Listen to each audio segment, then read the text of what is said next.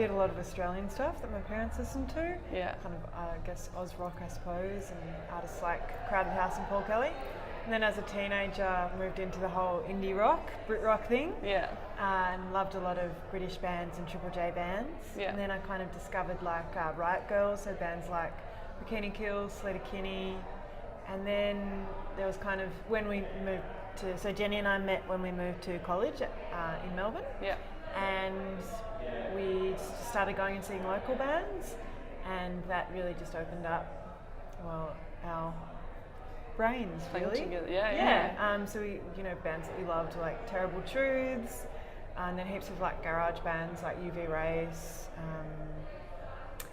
I'm trying to think of other women bands that we went and saw when we were younger. When we first started, because we've been playing for 4 years, so when we first started going out to see bands,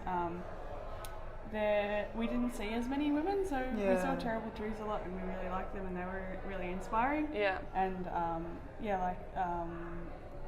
Dacios, Linda from the Dacios. Yeah. Recently in Melbourne, there's been a massive surge in women and gender non-binary and trans people. With Listen and stuff, right? Yeah. Yeah. And so there's this really amazing, vibrant community, and that's kind of where we get all of our inspiration and energy from now. Yeah. Fantastic. Yeah. So when you say that you guys met in college, is that high school or is that university? Like university, yeah. Right. Because we're both from the country. Right. So I'm from Bendigo and Grace is from Like South Gippsland. So when we started uni, we had like... That was the connection. Yeah. Like, we're both from way out of town. Yeah. Cool. So we moved on res accommodations.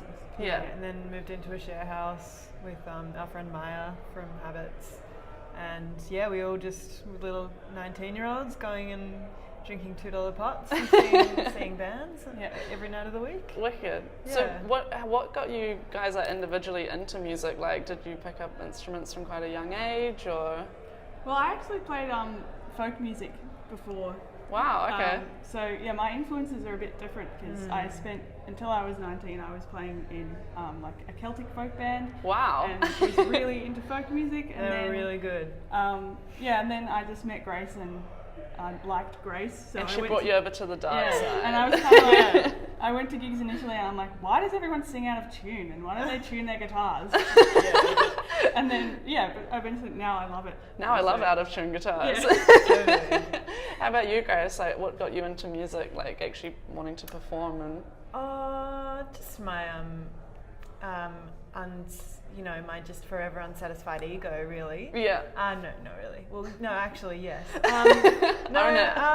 It was this kind of thing where I'd always been really interested in rock music, and then we started going to see all these bands, and I think like I've always just had this sense of like, they're doing a really cool thing, and they're getting lots of attention, and that looks really fun, and so and we really felt like there was a big gap in the Melbourne scene. Probably 4 years ago, there weren't many women, and it was just this real sense of like, fuck that, let's do it. Yeah. So that was kind of the motive. Like, you guys set out to start like a girl rock band together, or like was that?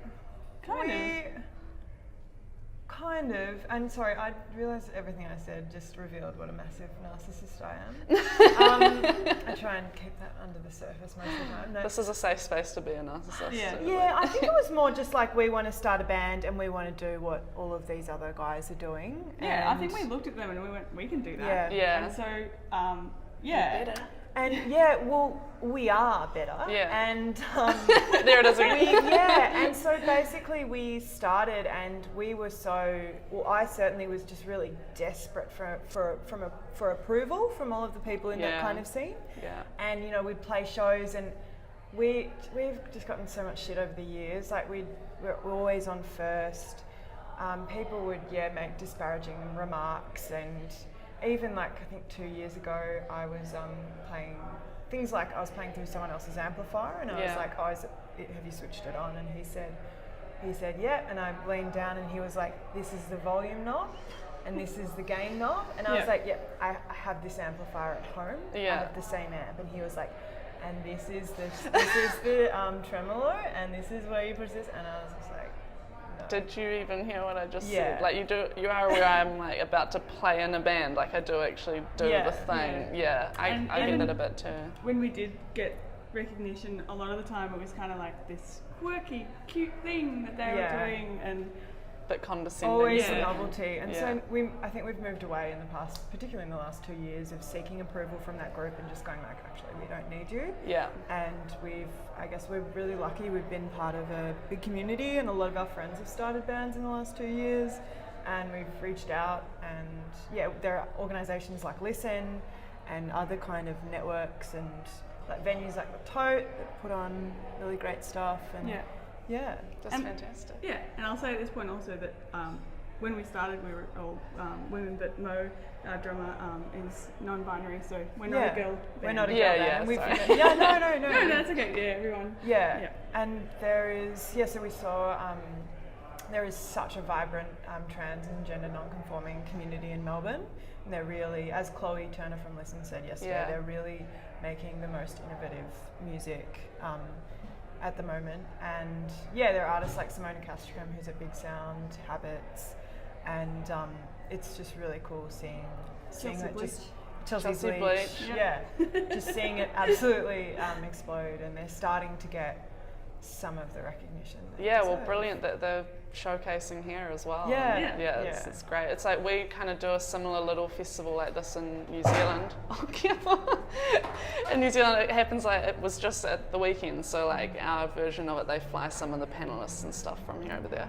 And we showcased it there, and I was kind of like one day looking through the lineup. Only 12 artists play the whole time. Like it's not like what's there, like 150 here. Yeah.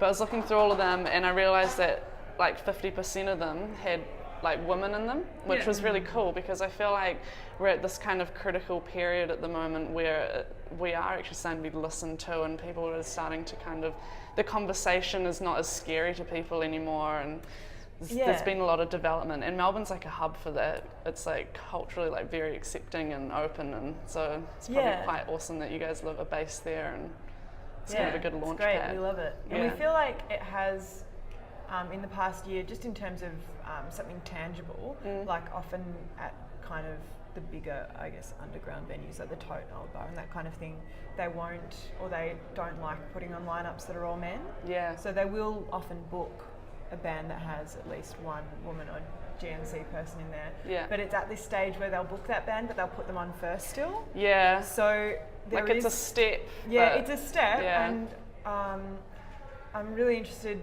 in, because there was this kind of thing that happened in the 90s to a certain extent. I'm really interested in how you keep that moving into the future, and you don't regress back to the kind of indie rock scene of 10 years ago. Not that I was a part of it, but it was very male dominated, and people weren't having these conversations. Yeah. Yeah, so I think we have made, well, a bit of progress, but there's still A lot. the music industry is still full of misogyny, and Yeah. people the vast majority of people don't respect women's music, and they still see it fundamentally as something abnormal and as a novelty. Yeah, definitely. And we've kind of like made like steps with women, but as you say, like kind of the next thing is the GNC community, and just all, it's, I hope that what everyone's learning from like women kind of starting to come to the forefront is like progress isn't terrifying, and actually like everyone has a voice and everyone deserves to be heard. And I think that's slowly but surely happening. I don't think it will regress back. I hope not. Yeah, I anyway. hope not anyway. Yeah. Unless like, I don't know, Donald Trump comes into power and it just like, everything turns to shit. Influences a whole bunch of other horrible white dudes. So what's next for you guys? Have you got releases coming out, records? Yeah, we're Tours. doing a split 7-inch, which is coming out in November. And so, the split on the other side is with my other band, Cable Ties. So, Oh, cool. That'll be really good. And Yeah. then we've recorded an album, and we will be releasing it, but it'll be next year. Yeah. We don't know when. Yeah, when, hey, if anyone runs a label, get in anyone. touch. So we've got the album, we've mixed half of it, and I think we're doing the other half in 2 weeks or something. And we'll just be trying Awesome. to put that out and maybe put out another single for it. Yeah. Fantastic. Looking forward to checking you guys out tonight. You guys are Yeah, playing tonight at Right. 8:50. Okay. Well, to wrap the whole thing up, I have a wee gift for each of you. But do you have dietary requirements? You guys vegan or anything? No, old mate. I am. But That's alright, I Old can mate's eat vegan. hers. People have mixed reactions to these wee cupcakes, but oh my goodness, they're so good. so you can take your pick, or you can have both if you want. If you do want to take both away. I'll take the chocolate labia cupcake. Do you mind if we film you like just giving it a bite? Yeah, no worries. This is weird. I don't know what to do with it. It's quite confronting, I'm eh? just gonna go in. Oh yeah, get that lip on the face. Yeah. Just went, ding. Hi. This is the place you used to go over there.